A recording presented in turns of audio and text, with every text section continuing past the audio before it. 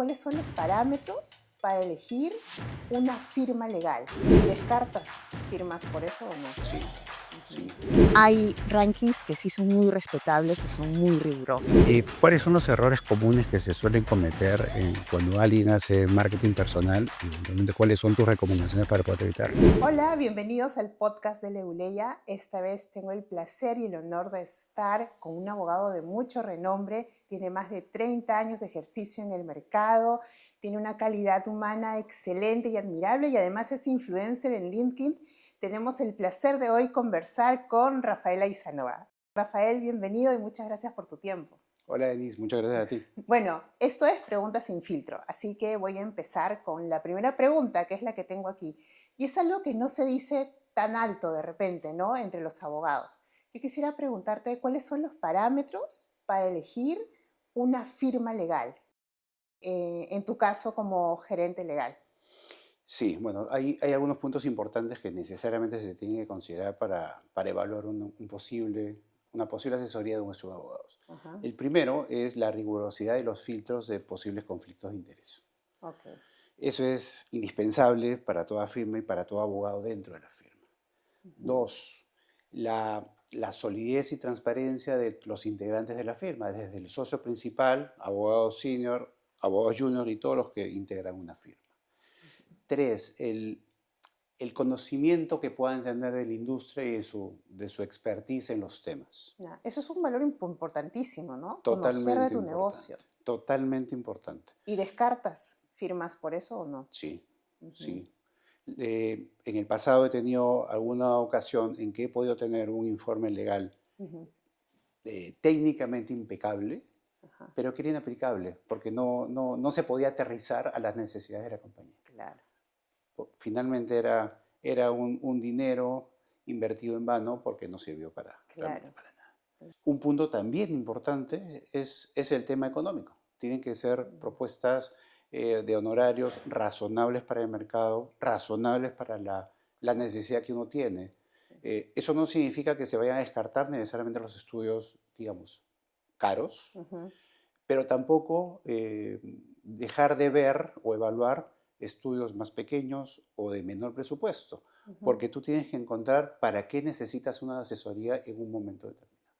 ¿Y qué ventajas, perdón que te interrumpa, podría tener un estudio pequeño frente a uno grande, por ejemplo? Yo he trabajado en un estudio pequeño hace muchos años Ujú, y lo que yo viví en ese momento creo que se mantiene en la actualidad. La ventaja de un estudio pequeño es que los abogados, tal vez todos, se involucran directamente en los temas. Es más ah, fácil que el socio principal o los abogados principales se involucren en tus temas, a diferencia de estudios grandes donde, no digo que ocurra siempre, ajá, pero se corre el riesgo que los temas sean vistos por segundo, tercero o cuarto en la línea de claro. importancia del estudio, Ajá. que no es necesariamente lo que uno busca como gerente legal. Y creo que tenías un parámetro más, o ya no, esos son tus cuatro. Bueno, el interés Sí, de los estudios en conocer tu negocio. claro, No esperar que tú le expliques cómo funcionan, sino qué tan proactivos van a ser ellos de entender cómo mm, funcionas tú como compañía claro. para ellos mismos poder darte un mejor servicio. Eso es súper importante, ¿no? Además que tengan una visión empresarial, que conozcan cómo es un poco la cultura o el clima o, digamos, la praxis dentro de la empresa, ¿no? Totalmente, porque eso habla bien de estos estudios o estos abogados, Claro. porque no necesariamente piensan como estudio de abogados, quieren pensar también como abogados de empresas, que es una visión Exacto. totalmente diferente. Exacto, exacto.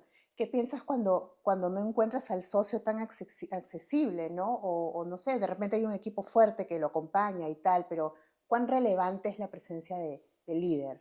Depende de cada caso.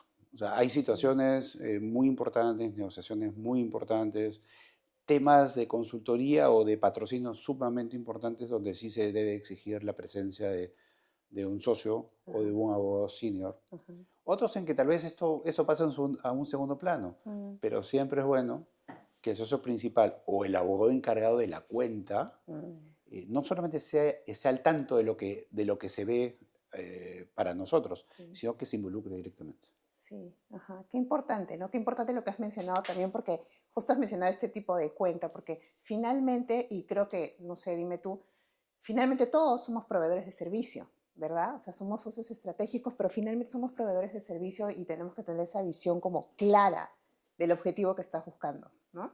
Correcto, y además el servicio no basta con recibirlo, sino tenemos que recibirlo, pero que Ajá, nos sea útil para algo. El exacto. ejemplo que te puse del informe legal impecable, pero que no nos sirvió para nada. Y la Claro, decepción de pagar por algo que no te sirve. totalmente, Sí, eso qué totalmente. importante eso, ¿no? Bueno, Rafael, ¿tienes preguntas para esta marquetera Por legal? supuesto, por supuesto. Tengo una primera pregunta, Denise. ¿Qué importancia tienen los rankings legales en la carrera de un abogado? Interesante tu pregunta, fundamental, creo yo.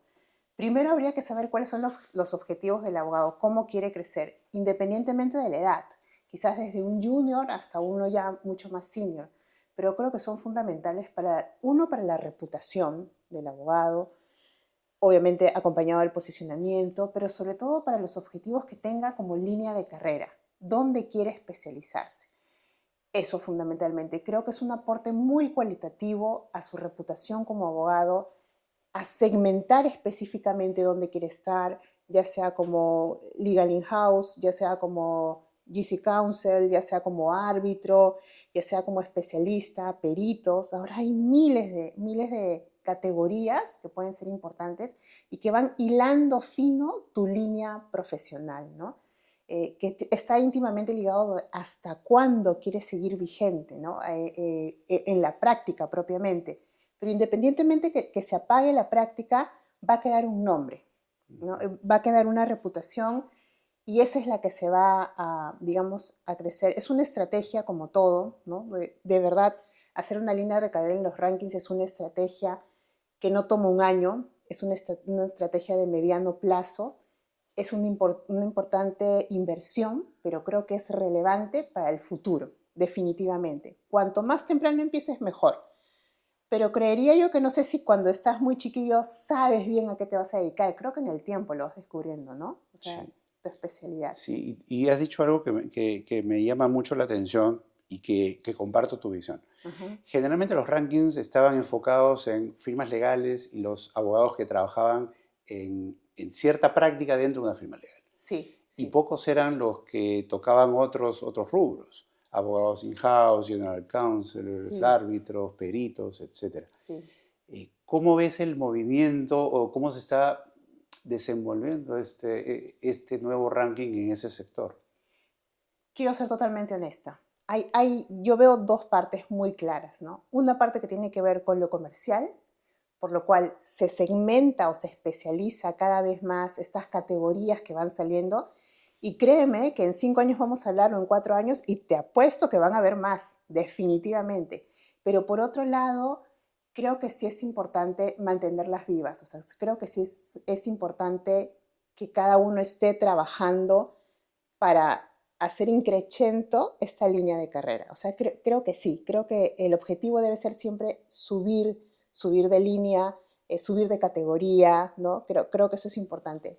Pero creo que estas especialidades van a ir en la medida del cambio corporativo, o sea, en la medida en que la IA aparezca, estoy segura que va a haber una categoría por ahí, en la medida en que también la práctica legal mute a partir del contexto en el que estamos viviendo, ya sea económico, ya sea político.